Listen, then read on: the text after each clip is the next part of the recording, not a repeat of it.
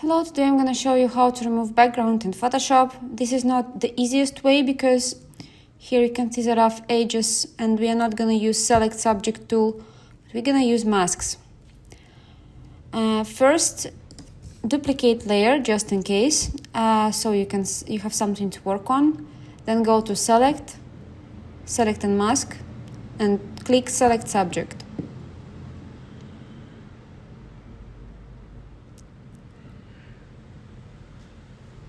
So it already selected something, but you can see that the edges are not perfect. For now, we click OK. Let's zoom out. Let's put some contrast layer, like blue one here, and reduce the opacity by 30% so that we can see the main background layer here. So now it's fine. Let's go to the layer with mask.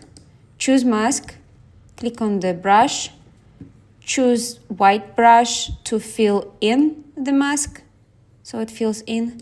If you click X, you automatically choose black and you can delete things on the mask.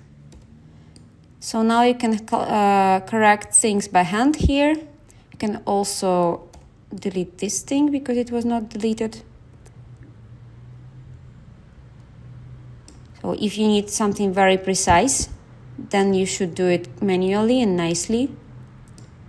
Here. I'm not gonna do the whole thing, but you got the idea. So to check if our edge is nice and smooth, I usually go to the layer, click here, stroke, choose some very bright color of green, correct the stroke size. And now we can see that in some cases the edge is very rough and we need to correct it if we want it to be smooth.